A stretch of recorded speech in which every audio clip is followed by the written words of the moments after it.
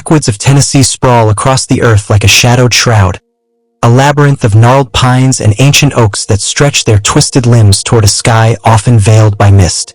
The soil here is old, a dark, loamy testament to centuries of secrets. Centuries that have borne witness to the cautious tread of settlers carving out a living, the fleeting passage of hunters stalking game through the underbrush, and the quiet retreat of those who fled a world too loud, too crowded, too cruel. Streams wind through the hollows like silver veins, their waters murmuring ceaselessly to the stones, while the fog clings low and thick, softening the wilderness into a dreamscape that teeters on the edge of nightmare. For those who choose to live off-grid, their cabins stitched together from the forest's bones with nails and stubborn resolve, this land offers a brutal, unyielding simplicity. No hum of electricity, no rush of piped water, no neighbors to shatter the silence with their clamor. It's a life pared down to its essence, where the days meld into a rhythm of chopping wood, hunting for sustenance, and listening to the wind's mournful whistle through the trees. A life that hones the senses to a razor's edge, tuning the ear to every snap of a twig, every rustle of leaves in the stillness.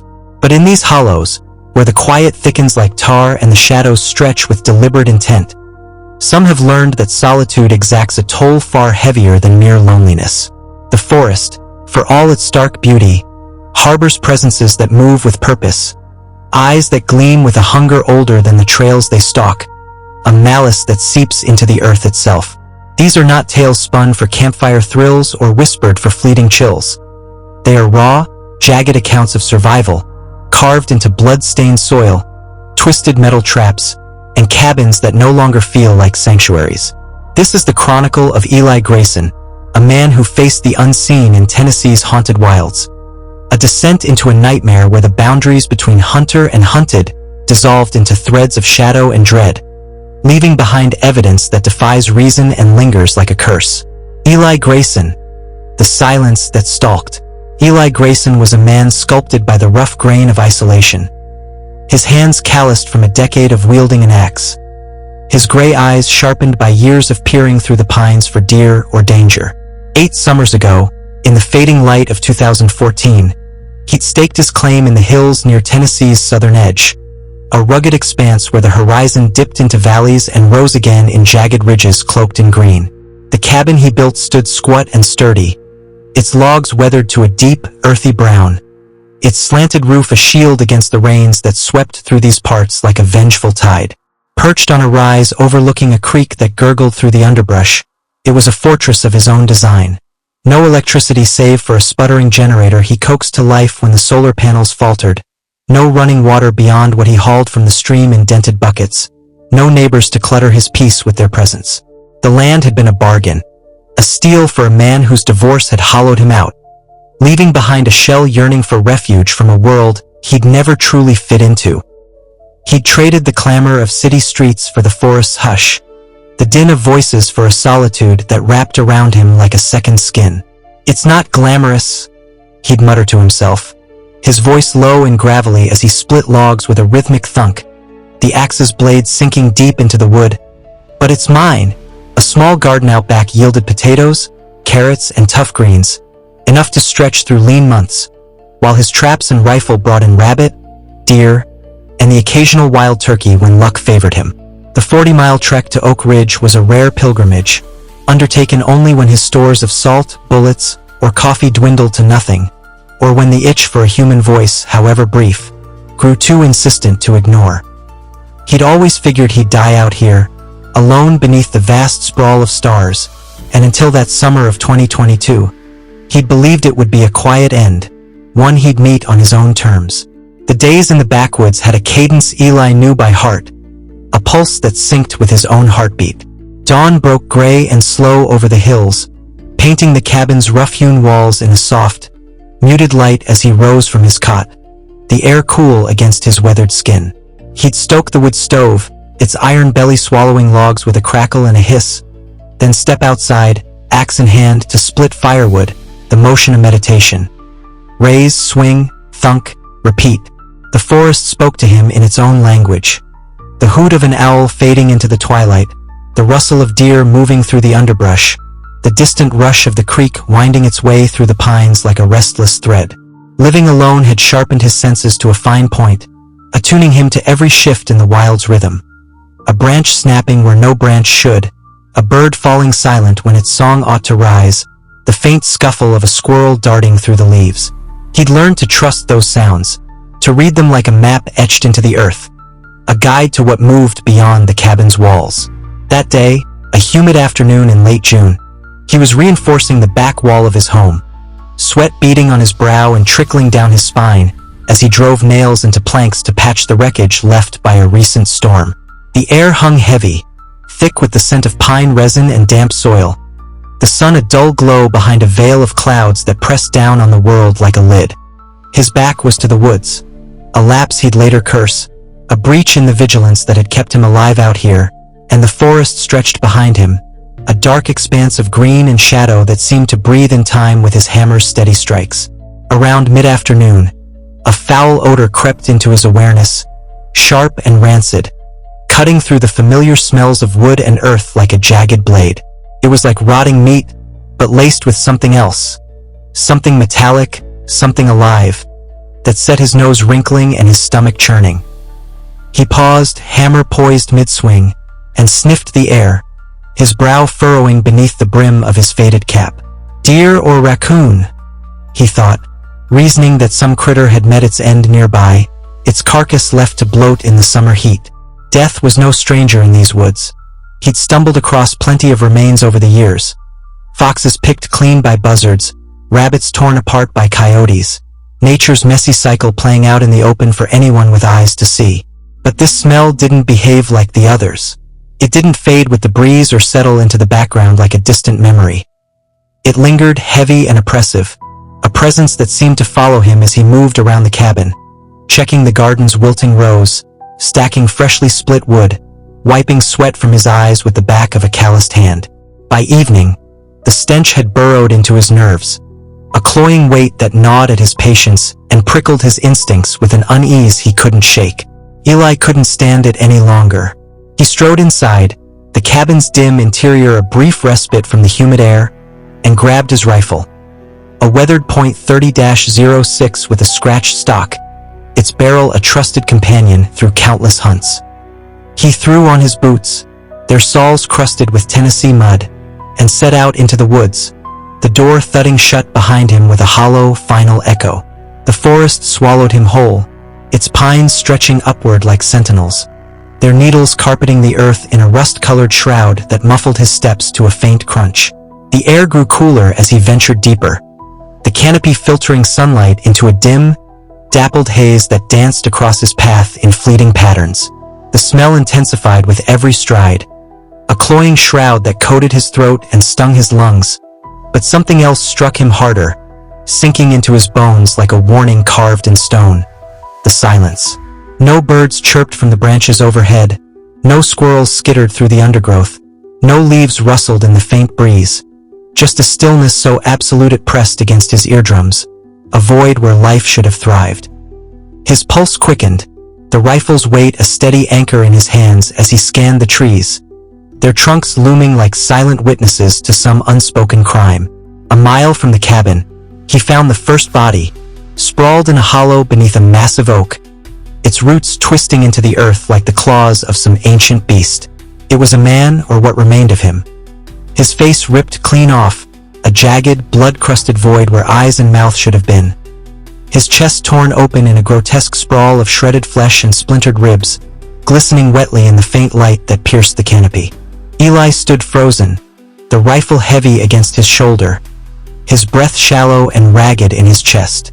He'd killed animals with his own hands, skinned deer with a steady blade, gutted them with the calm precision of a man who knew death's mechanics. But this was something else entirely, a mutilation that spoke of a violence beyond nature's hunger, a rage that left the air thick with dread and the earth stained with something darker than blood. His mind raced, grasping for reason.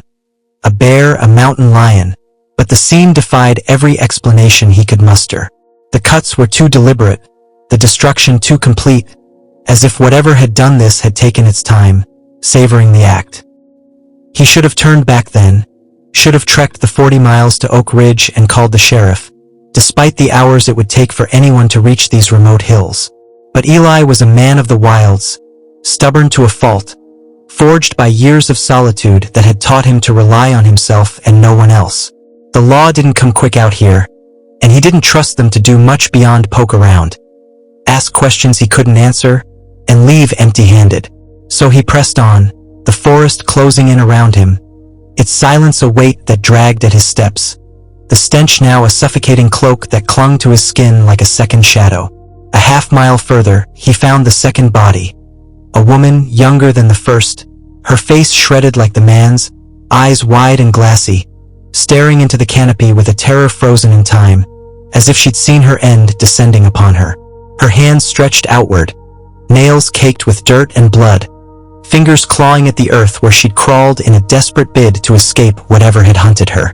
A trail of crimson snaked into the underbrush, dark and glistening against the forest floor, but Eli didn't follow it. Not yet.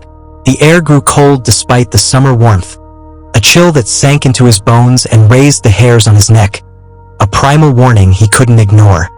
He turned to head back, the cabin's promise of safety a faint pull against the dread pooling in his gut, but the feeling of being watched sharpened, a prickle that crawled up his spine and settled behind his eyes. A branch snapped, closer now, deliberate, and he spun, eyes darting through the trees, the rifle trembling in his grip as he searched the shadows. Then he saw them. Footprints pressed deep into the soft earth, fresh and massive, far too big for any man he'd ever known. The toes were long and splayed, claw-like but not quite, their edges sharp against the soil, a pattern that sent his breath catching in his throat like a trapped animal. His hunter's mind churned. Bear tracks didn't look like this, nor did cougar, but something primal screamed at him to flee, to abandon this path and seek the cabin's walls before the forest claimed him. Yet duty, or perhaps a stubborn refusal to yield to fear, pulled him forward, his boots tracing the prints deeper into the woods, the forest a labyrinth of shadow and silence that seemed to tighten around him with every step. The sun had long vanished, swallowed by the horizon, its last rays bleeding red through the canopy as darkness crept in, thick and unrelenting, cloaking the world in a shroud of black. Hours slipped away unnoticed, the trail winding through hollows and over rises, and Eli realized with a jolt how far he'd strayed. Too far. The cabin a distant memory lost to the night, its promise of safety a fading ember in his mind. That's when he heard it. A soft rustling, like someone shifting their weight behind him, deliberate and close, a sound that cut through the silence like a knife. He whirled, rifle raised, the barrel cutting through the dark, but the trees stared back, their trunks black silhouettes against the deeper black of the woods. The stench was overwhelming now, a suffocating shroud that drowned out the pine and earth, and his heart pounded in his ears, a frantic drumbeat against the stillness. He quickened his pace, boots crunching over needles, sweat stinging his eyes as he pushed toward the cabin, its rise a faint hope flickering in his thoughts. A shadow darted between the pines, too fast, too fluid for a bear, and his breath hitched, his hunter's instinct flaring like a beacon. Bears don't stalk like that, he thought, years of tracking predators through these hills surging to the forefront of his mind. They don't play games. This thing was toying with him, its presence a weight that closed in with every step, a predator savoring the chase with a patience that chilled him to the core. He reached a clearing near the cabin, panting, the familiar slope of his land a fragile comfort against the terror gnawing at his resolve. But another snap, too close, mere yards away, shattered it like glass. He raised the rifle, scanning the tree line, his hands trembling with adrenaline, and there it stood. At first glance, it looked like a man, tall, its frame gaunt and pale, clothes torn and hanging off it like rags scavenged from some forgotten ruin. But its eyes betrayed it. Bright, sharp, glowing in the dark with a predator's gleam, they locked onto Eli, piercing through the night like twin beacons of malice.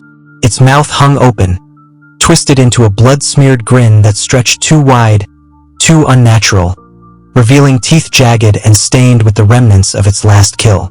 For a moment, they stood frozen, the air thick with menace, a standoff between man and nightmare that seemed to stretch into eternity. Then it moved unnaturally fast, a blur of motion that defied the eye and mocked the laws of flesh and bone. Eli fired, the shot cracking through the night, a deafening roar that split the silence. But it was on him in seconds, jagged nails slashing his chest, pain searing through flesh and muscle as they hit the ground. The impact drove the breath from his lungs, dirt grinding into his back as he thrashed beneath its weight, its strength crushing, its grin unwavering inches from his face, the stench of rot and blood flooding his senses like a tide. He wedged a knee between them, kicking it off with a guttural grunt, scrambling to his feet as it lunged again, claws glinting in the faint moonlight like the edges of a nightmare made real. This time he was ready. He fired twice, the bullets slamming into its chest, black blood oozing from the wounds, thick and viscous, dripping onto the earth like tar. It staggered, a low growl rumbling from its throat, but didn't fall. Its eyes still burned, its grin still held, mocking his efforts.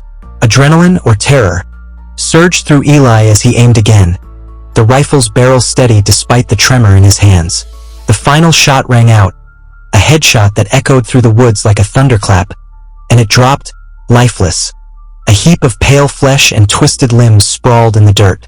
Eli stood, chest heaving, staring at the body, the rifle still raised as if it might spring back to life, a nightmare refusing to die. It didn't move, didn't breathe, and after minutes of watching, heart hammering in his ribcage, he nudged it with his boot. Nothing, just dead weight. Relief washed over him, brief and fragile, a fleeting warmth against the cold dread that lingered like a stain. But a rustling behind snapped it away, sharp and close, and he turned, heart racing, rifle swinging toward the sound. The woods stared back, dark and quiet as death, the trees swaying faintly in a breeze he couldn't feel, their branches whispering secrets he couldn't decipher. He didn't wait to see if something else lurked in the shadows. Grabbing the corpse by its tattered collar, he dragged it back to the cabin, its weight a dead pull against his aching arms, black blood smearing a trail through the underbrush like a grim signature. The cabin loomed ahead, its walls a promise of safety that felt hollow now, and he stumbled inside, locking the doors and windows with trembling hands, the rifle a constant weight as he slumped into a chair by the stove. He sat through the night, staring at the door, the corpse sprawled outside like a grim sentinel, its presence a stain on the rise that no amount of scrubbing could erase. Sleep eluded him, the rustling echoing in his mind, the stench seeping through the cracks despite the locked barriers, a reminder of the night's horrors. Dawn broke gray and cold, the light filtering through the pines in a weak, watery glow, and Eli made the trek to Oak Ridge, his truck rattling down the dirt road, the corpse tied in the bed under a tarp, its weight a silent passenger. He spilled the tale to the sheriff, voice steady despite the tremor in his hands.